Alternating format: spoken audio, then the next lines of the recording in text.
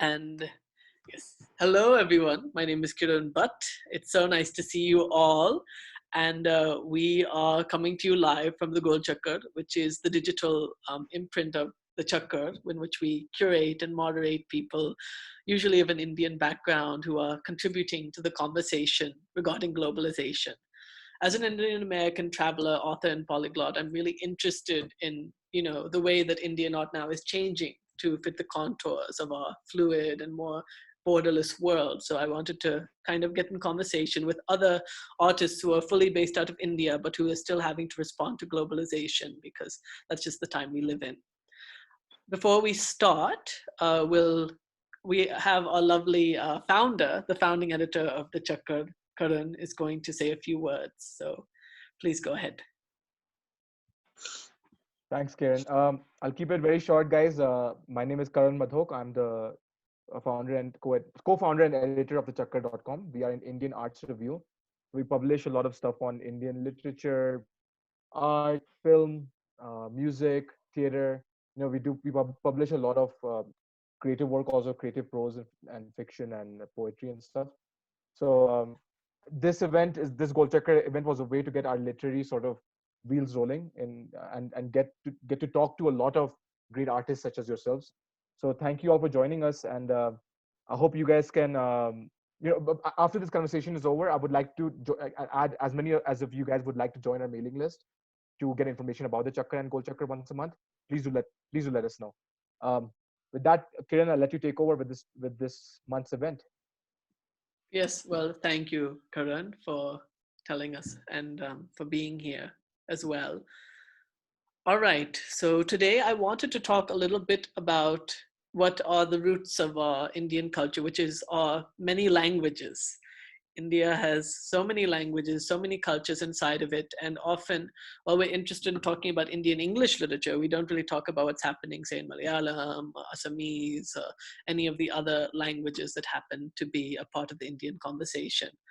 Furthermore, when we talk about Indian languages, we always talk about them in a fairly limited way, kind of as if we're just conserving kind of a very base root and we're trying to limit people in a certain way as to what the conversation can be about writing in a language. I mean, in my opinion, writing in a mother tongue can be empowering, and it's also a way for us to connect the local with the global. So with that in mind, I wanted to talk about the different Indian languages and how we can use them to kind of channel globalization and be just as much a part of this world as we would be in English. So first, let me try to introduce the speakers, or actually let me ask the speakers to introduce themselves so we can get a little bit more of their narrative from their side. So I'll ask Ramesh to maybe go first since he's looking. Let me ask Pankuri because Pankuri, I'll ask Ramesh to go first, since I think he's the youngest of us. his video was off. So just tell us a little introduction about yourself and what languages you write in, and and then we'll go to the next person. Myself, Ramesh Karthik Nayak. Ramesh Karthik Nayak is my pen name, and my original name is Nunawat Karthik. I belong to a tribal community named Banjara. So from my community, most of the people they are utilizing their reservations, but no one's writing. So let me introduce. As a poet, I published a poetry collection named Balder Bandi in Telugu, and my one more English poetry collection is forthcoming from Red River Press. That's it. Wonderful. And Red River Press is a wonderful publisher, so I'm very glad that you're working with them. All right, Pankuri, can you give a short introduction and tell us a little bit about what languages you write in? Absolutely. Hello, first of all. Good evening to everybody. Hello, Kiran. I think it's morning for you out there in Florida. Wonderful to be here, first of all. And thank you to Karan. I am a bilingual writer. I'm originally from Bihar, and I started writing in Hindi. I still do. And there are reasons for it. You know, we will talk about all of that when we do. Sorry, I was still muted. Yes, wonderful. Neelam ma'am, I believe you also write in Hindi. Can you tell us a little bit about what you write and give a short introduction of yourself? Well, I've authored 5 novels, 1 novella, 7 short story collections, 32 poetry collections, and 14 children's books. I'm a bilingual writer, writing in English as well as Hindi. I hold a record with Limca Book of Records 2015 for being the author having the highest number of publications in a year in English and Hindi. And well, I was also in the Forbes list in 2014 for being one of the most popular authors. Wonderful. Congratulations, Neelam. And then we also have the wonderfully esteemed Benjamin. Can you tell us a little bit about yourself and what language you write in? Hello, everyone. Myself, Benjamin, not Benjamin. There is a difference in Benjamin. Benyamin. Benjamin is B-E-N-J. So, myself, Benjamin. I write in Malayalam. Myself from Kerala. And I wrote 10 novels, 5 short story collections, and some travelogues, essays, and almost from last 20 years I am writing.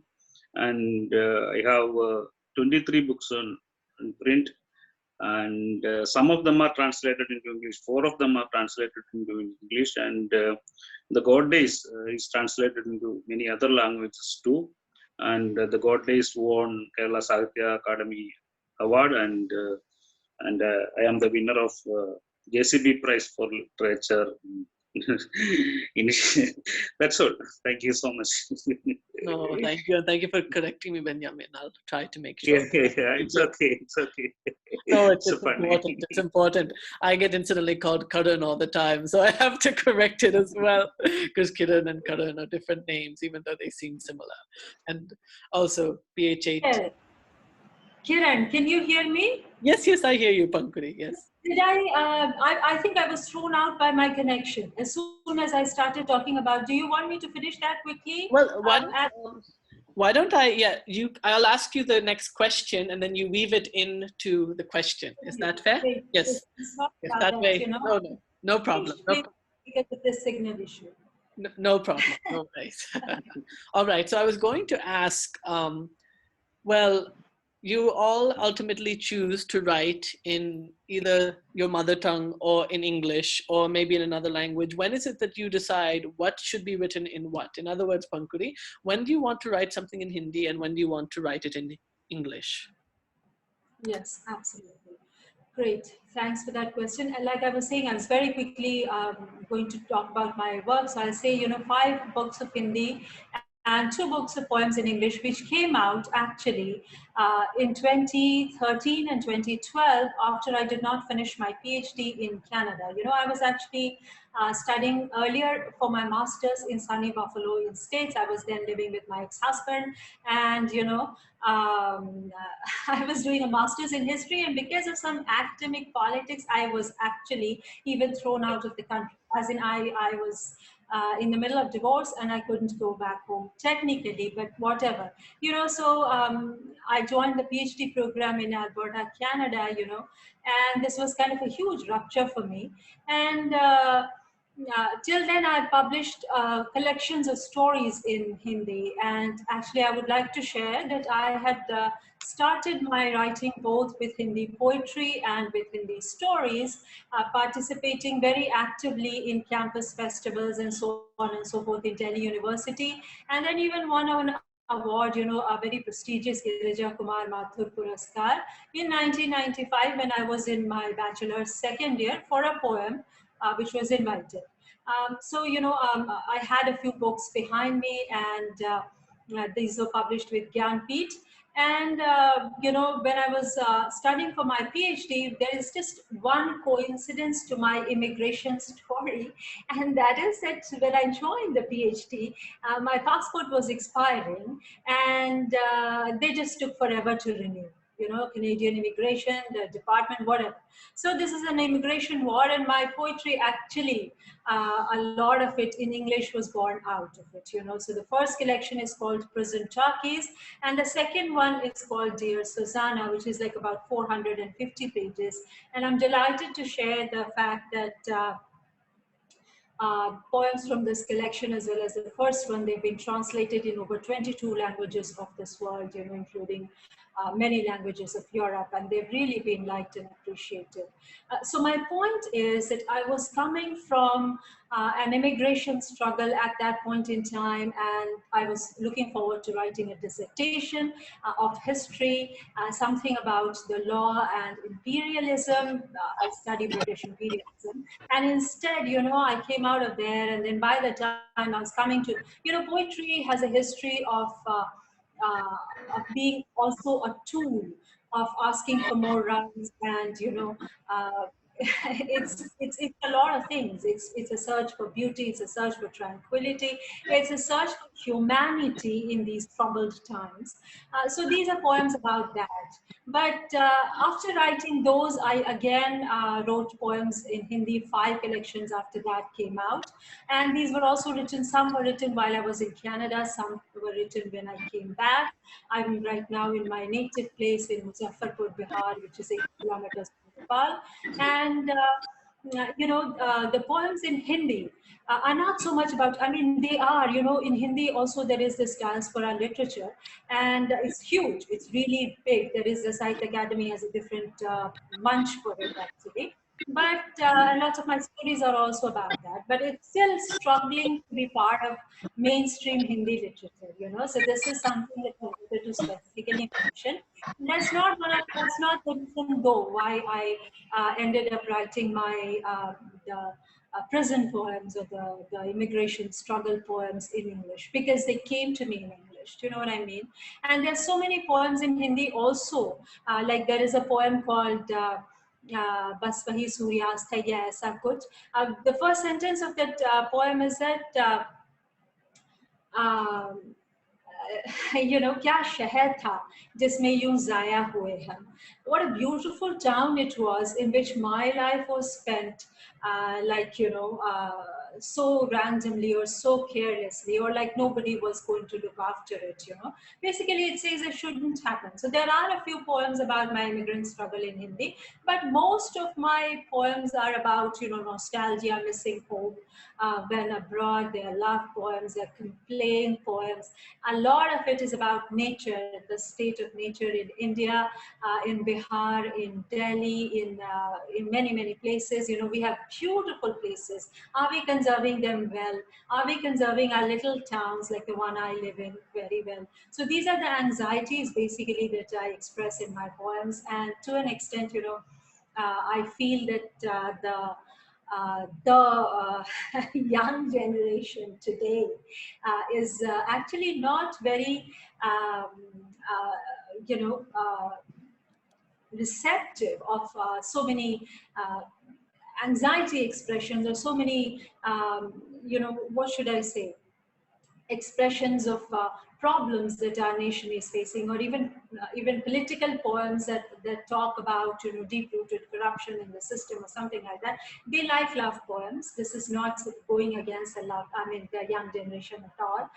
We all like it, but yes, absolutely. So my point is, I do write very many themes in Hindi, but like I already said, those were the poems that I wrote in English.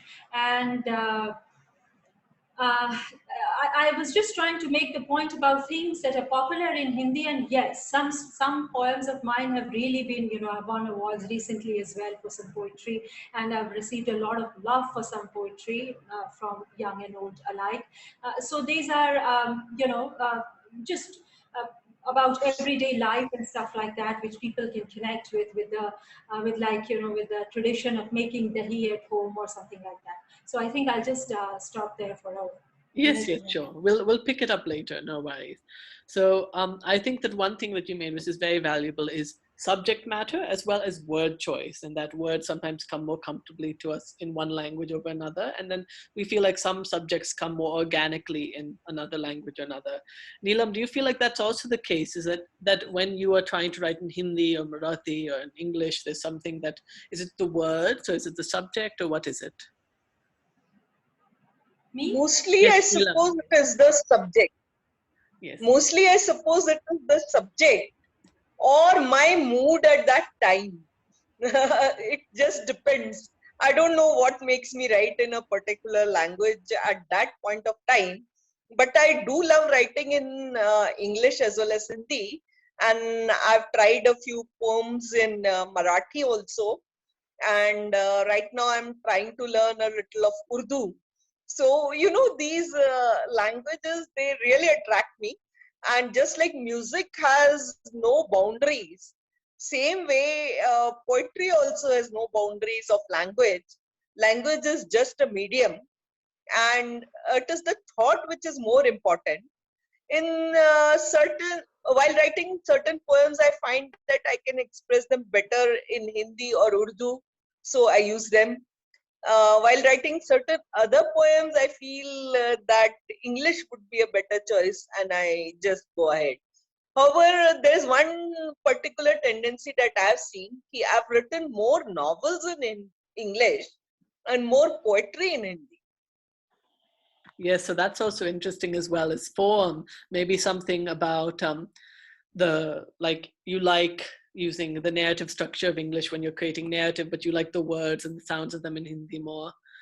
Benjamin, what about you? When do you pick one or the other? I wrote only in Malayalam because I am dreaming in Malayalam. And I am thinking in Malayalam, and I can speak, or I do have a basic knowledge in Tamil, Hindi, or English. But when I am thinking about the literature, when I am thinking about my vision or dreams, then it should be in Malayalam only, because I was a latecomer in literature and in language. Because when I am studying, I never thought I can become I could become a writer. And in teenagers, I left my village and I went to Tamil Nadu for higher studies. And in age of 21, I left to abroad for the job. And the language was so away from me, and it was not my preference at all. And I doesn't have any conscious connection with the language at all. But my preference was cricket, my preference was maths, my preference was engineering, and that was. But when I went to Gulf, and I encountered with alienation, identity crisis, or loneliness, then I slowly entered into the realm of reading, and in later period I came into the writing. My first short story published in age of 29 only. And before that, I never thought of literature, and never thought of writing at all.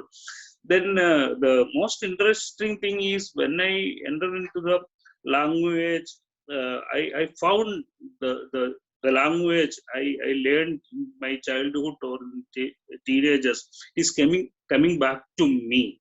And that was from abroad. That is very interesting things, and it may be a nostalgic feeling or something. And I wrote 3 novels based on my village itself.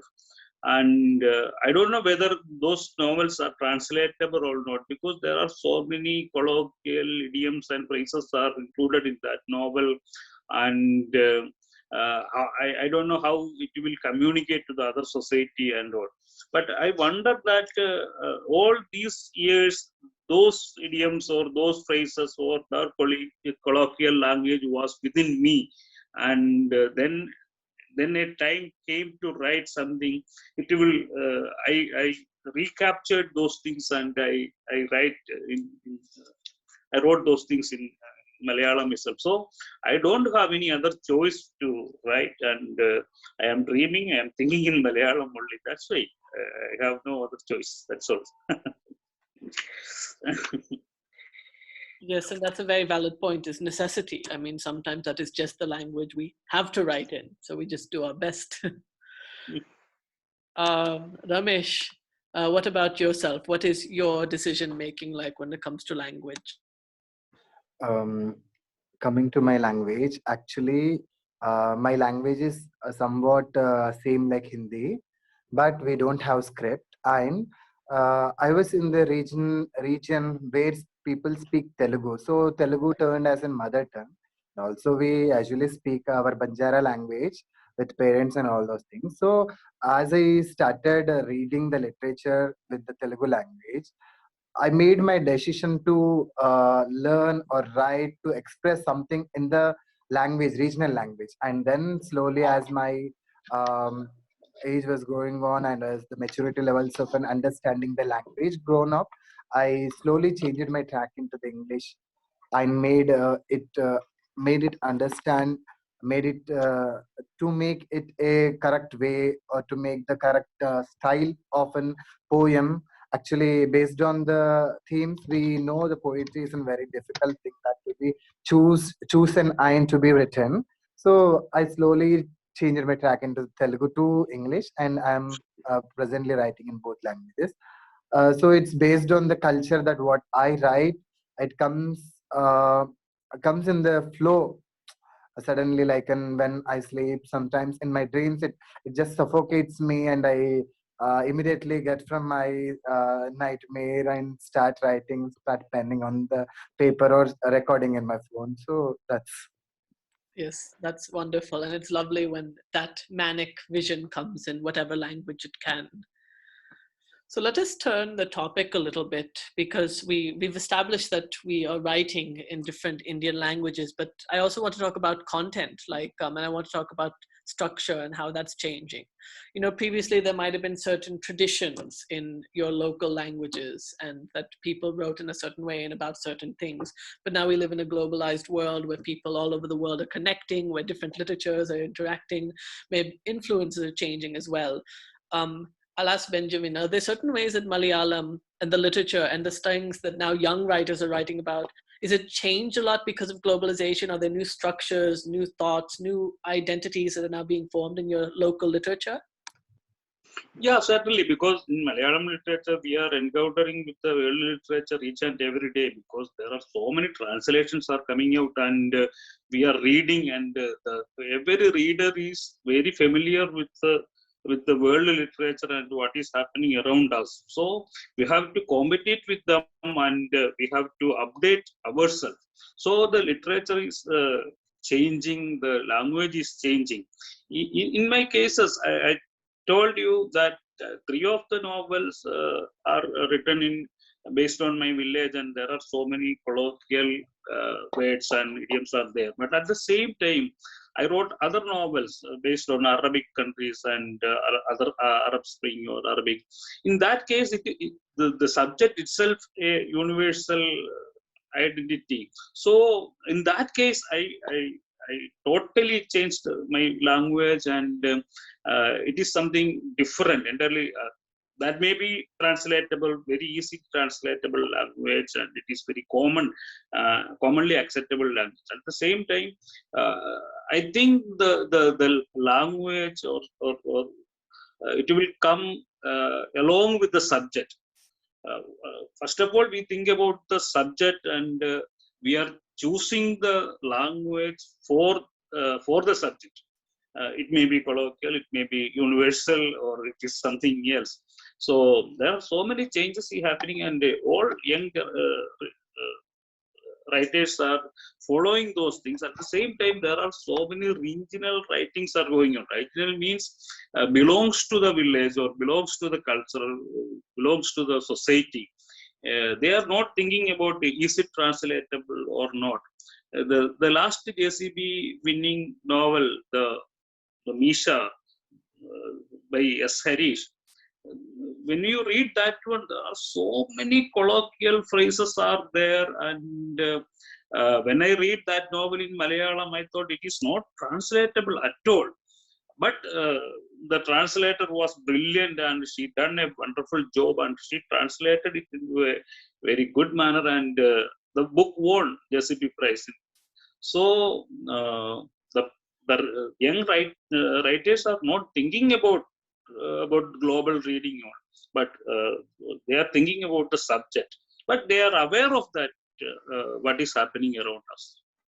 Yes, and that's a very valid point. I mean, we also see that, I mean, generally for most people, it's just an organic process, and whatever the subject is has to change because the contours of a world change, but it need not be anything so more than that. Pankuri, I know that you interact with people from all over the world who write in Russian, who write in Spanish, who do all these things. Living in this community where you are interacting with so many different poets who use so many different languages, how do you feel that the future of Hindi can be shaped? How do you feel that Hindi can be kind of also transfigured or affected by this more multilingual reality we live in? Well, a beautiful question. Well, first of all, there are people of different countries who also are Hindi scholars, and they have also, contributed a lot to this work, to the spread of Hindi, or rather to the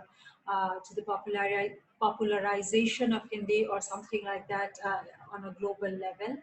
And like I was saying, that the diaspora community, and there are many other writers who are active abroad, and there are many other organizations that are trying to bring in even women to express themselves, in the form of, and I've seen this, almost like in a workshop. So that is one way of getting them to the world of Hindi writing and to the world of Hindi literature, both as writers and readers, and popularizing our culture and our literature at the same time. So one is that. The second point that I was trying to make is that, when I was talking about the young people and how they receive poetry and the topics that are dear to them, it was about reachability, about reception, about acceptance, and so much more. But, you don't stop writing because, say the market doesn't tell you that this is something that's not being received. Then you don't stop writing it because you're committed either to the issue, or that you're in love with it, or you're in love with the language and with the issue, and you don't want to abandon it. You also don't want to change languages and simply migrate. Do you know what I mean? But lately I'm finding myself also translating some of my own Hindi poems in English.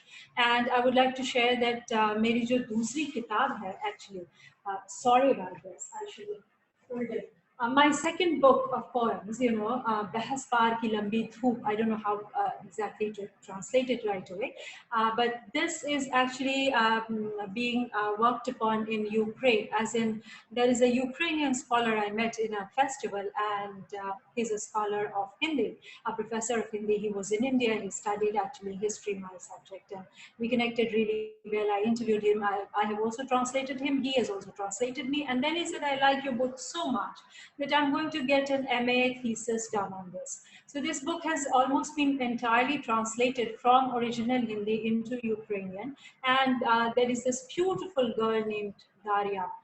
It's a pleasure, just to talk about her. She's so sweet, and her Hindi is so sweet, So she's writing her MA thesis on that. So one is that one of my poems has also been translated into Armenian from Hindi. So one is that. The second is sometimes if you tell people, wow, you know what, I translated it and the global population really liked it because this is an issue that deserves more attention, like why is the greenery being depleted in my town, then they will pay some attention. Do you know what I mean? So you kind of do back and forth between the two languages.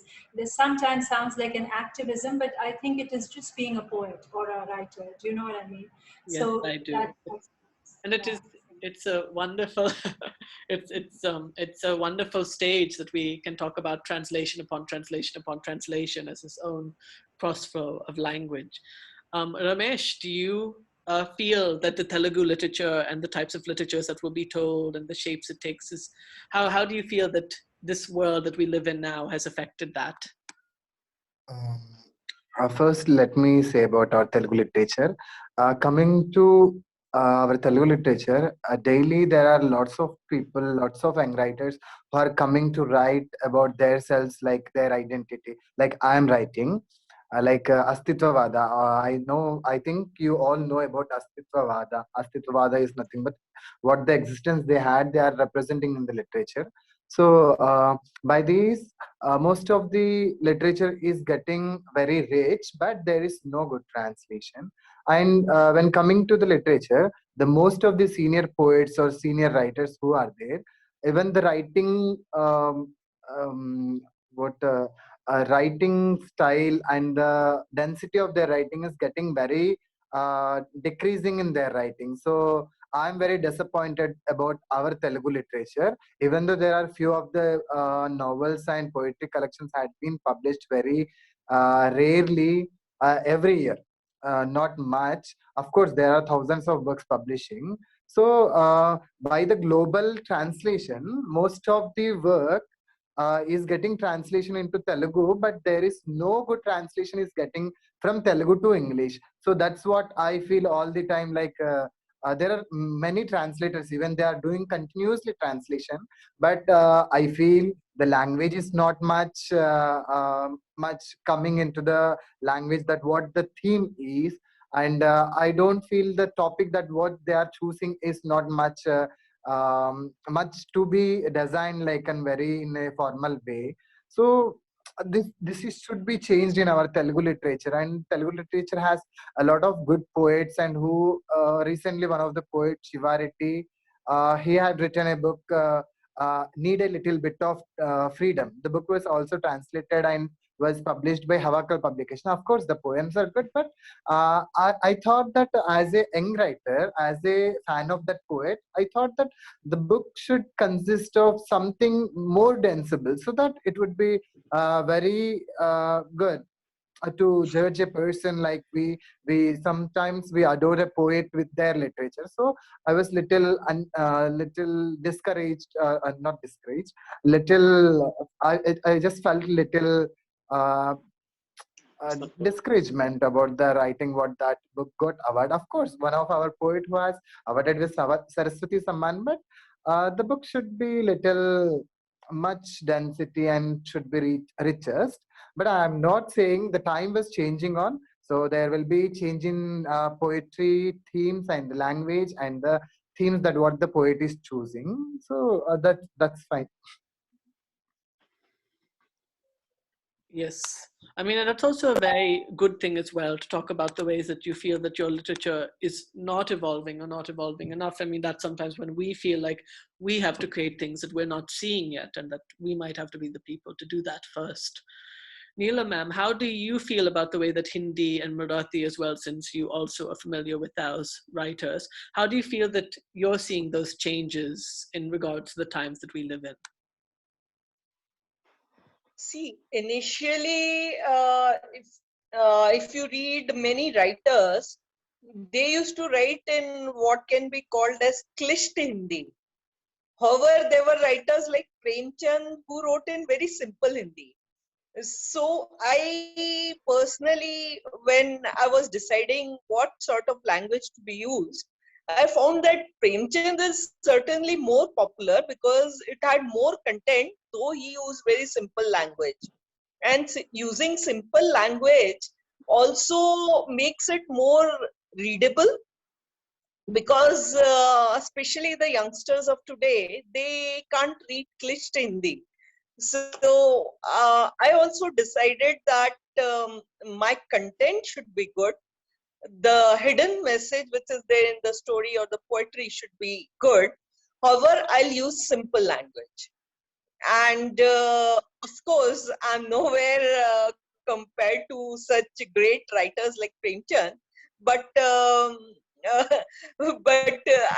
am trying my best, and I suppose I am quite well read, and that itself gives me the pleasure and satisfaction that the path I've chosen is good. I chose the same path for English also. I write in very simple language, and I suppose that is the reason why readers read it a lot. Well, so let me take what you're saying, Neelam, and let me try to turn it into another direction. You're talking about simplicity of language, not necessarily that the language of this is chosen matters, but that the word choice and the usage remains as simple as possible, so that people from any background can understand it. Do you feel like in the next 20, 30 years, as globalization continues, as local politics continue, do you feel that Hindi, the style of the language will change? Do you feel that it'll amend itself or become something different as other languages start to influence it, as other cultures start to influence it, as it connects to other cultures as well through translation and hopping around? Do you feel that then that style will also be reflected in that? It already has, because you can't use certain words, and you'll find all authors using some English words in their stories. Maybe not in poems, but in stories, yes. Certainly, certain words have become very common.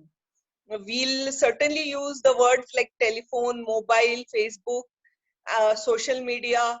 So these words, if you try to write them in proper Hindi, I suppose half the people will not be able to get what you are writing. I suppose Pankuri ji would agree with me. So certain changes are bound to take place. However, it is upon us not to let our colloquial languages die. Yes. And maybe a little, but everybody should be aware of it. In fact, let me tell you a very interesting story. I was educated in a proper English school, and my thought process used to start from English. So though I was basically a UPite and my Hindi should have been very good, but it wasn't. This is despite the fact that my grandfather and my father were very well conversant with the Urdu and Persian and all those languages. So during my first job, when I was hardly 21 years old and I was a junior manager in Bhilai Steel Plant, I was made to stand up and give a speech. And that speech was supposed to be a farewell speech for a fitter. And since my thinking used to be in English at that time, I was saying something like, I'm very sad कि आज नंदलाल जी retire हो रहे हैं, और I'm very grieved to know. So it was like, it was not even English. So I felt really ashamed. And that was the time I decided to work a lot. And I read a lot of Hindi literature. I tried to improve my language. And then I also moved on to Urdu, and I'm still learning. Whole life, you always keep learning. So that is the time when I thought that I will write in Hindi also, and I started it, and so far it has been successful, and I've won lot of awards for writing in Hindi, right from Gulzar Sahab to Poetry Society of India to so many other awards. Well, that is Even a Maharashtra Sahitya Akademi Award. yes, Let well, me add something. yeah, Let yeah, me please. add something. Yeah, please. Yeah, it is, the language is like a flowing river. We cannot stop somewhere, because if you read a book from last 20 years or 30 years or 50 years, we can see that, we can feel that language is constantly changing. We cannot go back and write something in previous language. The language is changing and updating, and so we should be move along with that one. Otherwise, we will be a Cavemen. we cannot communicate with the new generation at all, because Yes. we should Yes. move. That is very important. Very well said. And not Very only, well said, Benjamin. Yeah. and not only to communicate with the younger generation, but to create the path so that the new generation can even exist or can even start to form themselves, and as their identities as well start to change. I want to backtrack a little bit between what Neelam was saying, because I do think that it is interesting, even in Kannada or any Indian language, because of the histories of colonialism. It's so common to see English used for the languages and literatures. However, Pankuri, because you work with so many other people in different countries, do you feel that there could be a tendency for those other languages and those other literatures to be a part of the Hindi conversation, that Russian or Spanish in the next 30, 40 years, as India connects to the world more, do you think that there will be a chance for more other languages and other literatures to be a part of that conversation? Yes. Do you also mean like word-wise, or do you mean just Word-wise, culturally? stylistically, structurally, content-wise, everything, yes. Certainly. Well, just to add to what Neelam ji was saying, she made a very interesting point, and this is exactly what I was trying to get to as well, that there is this tendency to write in something called English. It's very popular. And I know that people are increasingly, my own friends, increasingly writing novels also. Like the title of the novel of a very good friend of mine is Dark Man's Bed, and the spelling of this is written in Devanagari, the script in which Hindi is written, and it's a novel in Hindi. Similarly, I know of other novels that have titles in English, or they will use many, many words from English. English is becoming so popular with youngsters. I'm sorry about, not just praising him so much. I should, but one with the general youngsters, who are just readers or who are just beginning to write, they don't so much connect with diaspora literature, whatever. The other thing is they connect with this English thing so much. And if you go to actually, what she was saying, with, giving the example of Premchandji, the scholarly or the academic side of writing in Hindi, which is basically jisko hum alochana kehte hain, the critical writing, people who are writing criticism, they will certainly rate it somewhere not in the critically acclaimed writing. It will be, the popular genre. So there is a huge debate between the popular literature and the critically acclaimed one, and the language of the two is different. So that's a huge point. There are bestsellers of the popular genre that the critical writers wouldn't so much accept or praise, but they can't deny it. Market is a force so big that I think nobody today can deny it. And you have to, even in academic conferences, people are talking about it. And to the extent that they're talking about the threat or the danger of English, is that not even now in Devanagari, but they're writing English in Roman. So the word traffic in, say, a particular novel is written in Roman, and it's a Hindi novel. So similarly, these things are happening. So right now it's with English, and we are bombarded with it, to the extent कि जो शुद्ध हिंदी थी, जिसको हम कहते हैं क्लिष्ट नहीं भी हो, तो जो शुद्ध हिंदी थी, pure Hindi, which has its own beauty. And I have to say that beautiful writing is being done in that as well.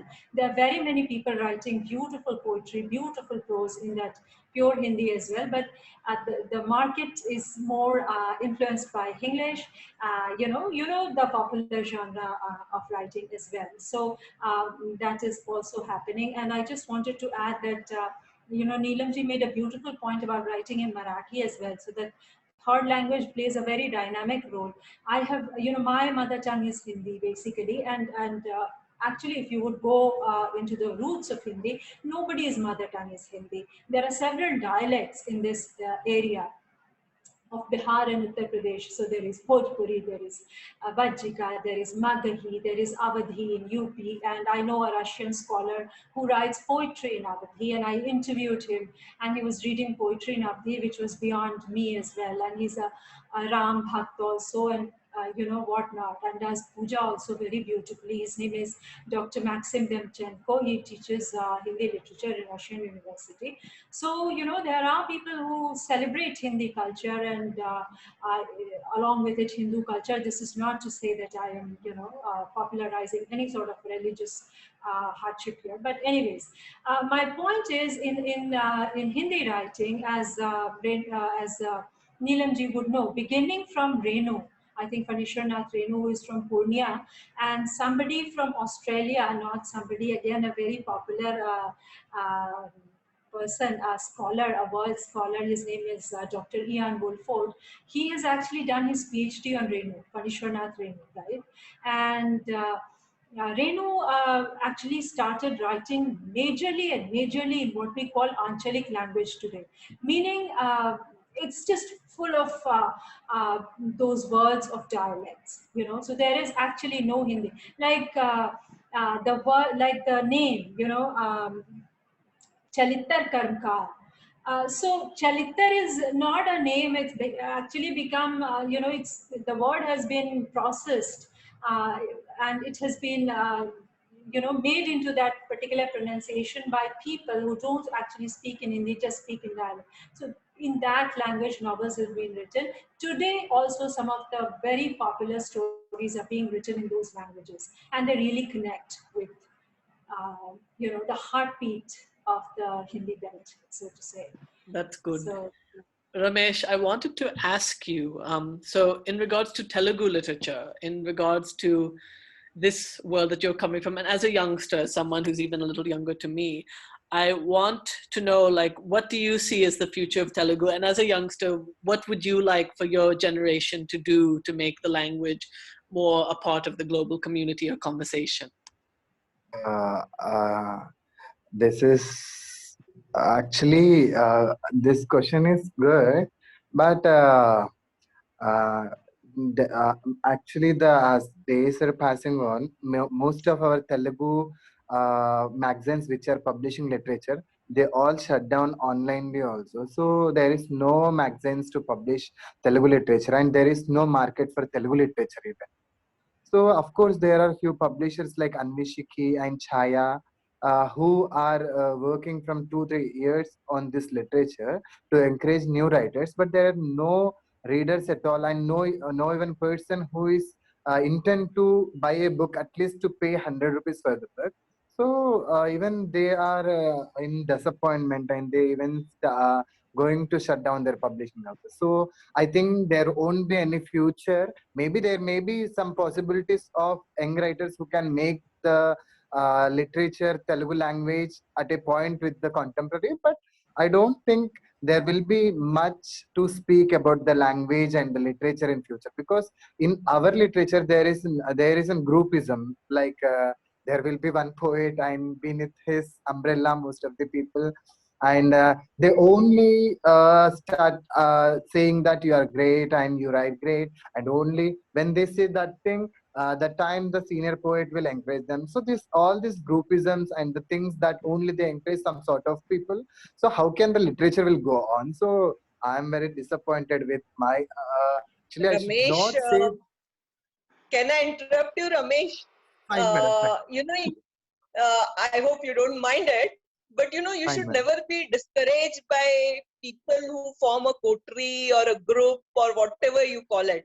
Because when we started, such groups were also there and they would never let us enter. Yeah. Like I started publishing, means I did publish as a child, but I really began my publishing journey in Lucknow.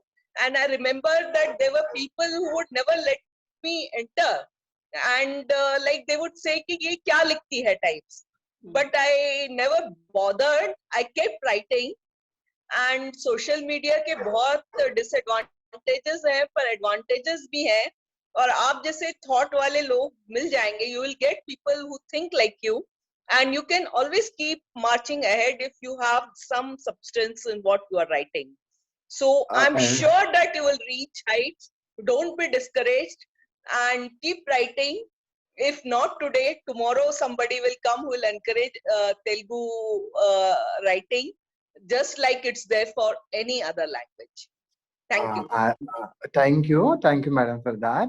But I want to say that of course there are a lot of senior poets who are encouraging, even though the youngsters who are going into their group, they are not getting out to search the books. If coming to me, I usually search for the books which published in every month. So I want to make the list of the books that are coming on in Telugu literature and English literature.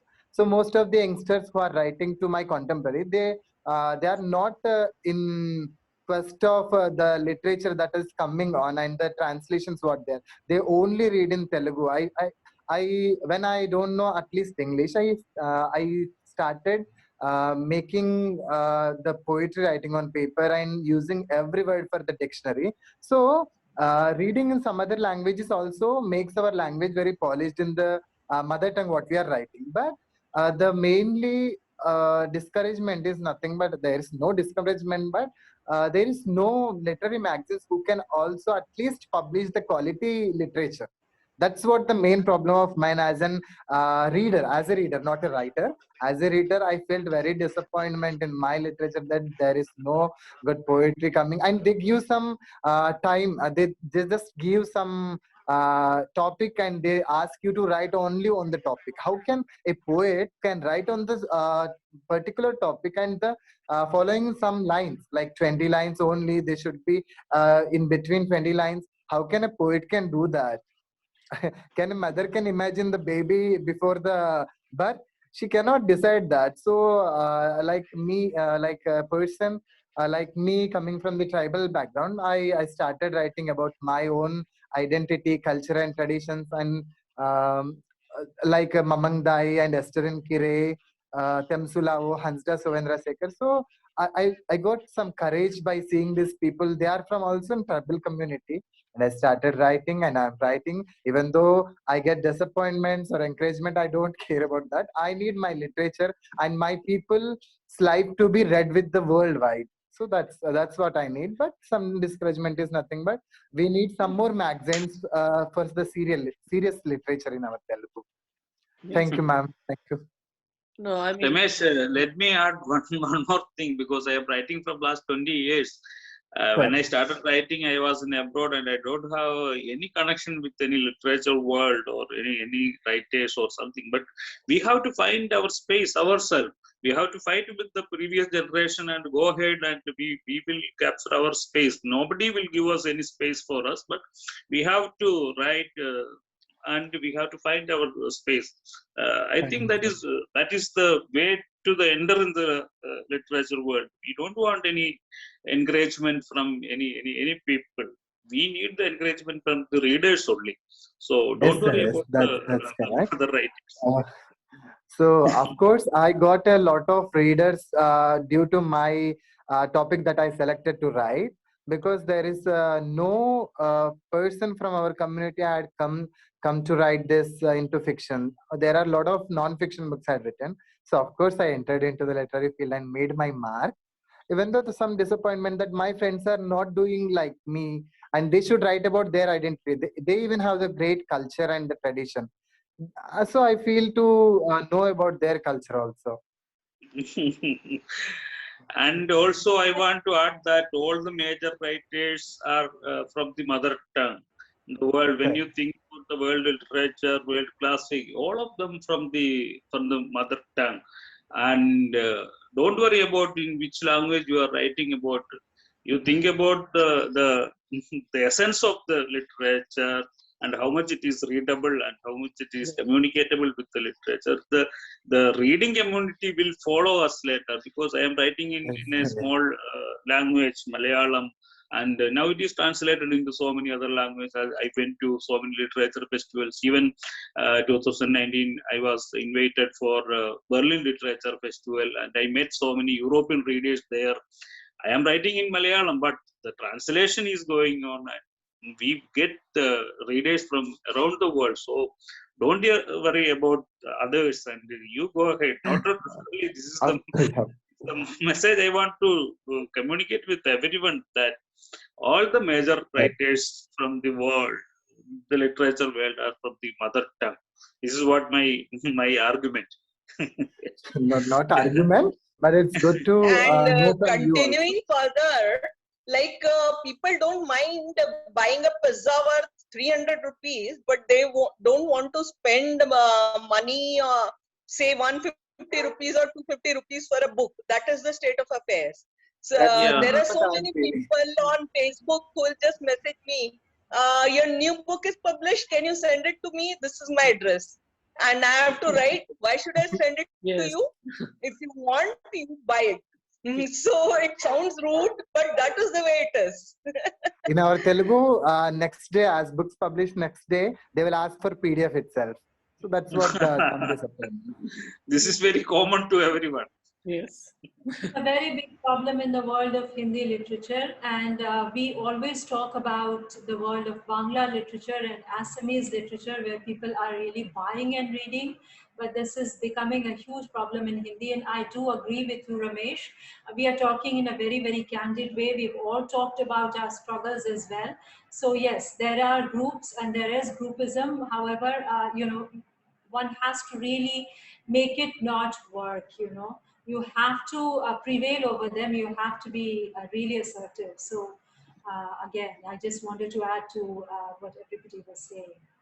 It's wonderful. I mean, I'm really glad that Um, this intervention happened, because I think even as a young person myself who primarily writes in English, but also sometimes writes in Kannada, I really appreciate having you all weigh in, because it's something that there's a lot of elitism, ageism, and there's this tendency for people not to want to let the younger voices actually come out. And there's a lot of stress and struggle to sometimes get out for that reason. So I'm really glad it came up, particularly in the Indian local languages.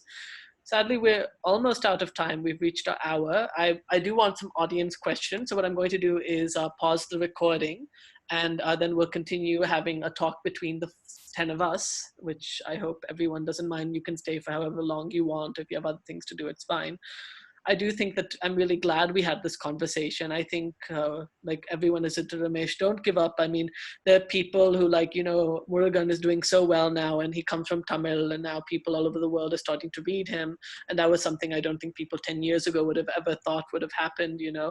Conversely, there are globally famous writers who come from languages like Turkish, which are like Orhan Pamuk or Elif Shafak, and it's not a particularly, it's an extremely local and a small language. So if you have something valuable to say to the world, eventually people will respond to it. It's just a matter of time. So don't give up, Ramesh.